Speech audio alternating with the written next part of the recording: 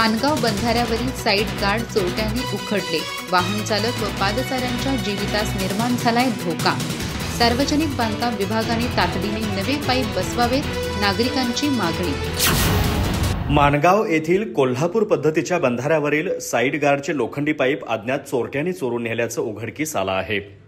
दररोज शेतकरी, विद्यार्थी तसेच वाहन चालकांची मोठी वर्दळ असलेल्या या बंधाऱ्यावरून प्रवास करताना आता थेट नदीपात्रात पडण्याचा धोका निर्माण झालाय।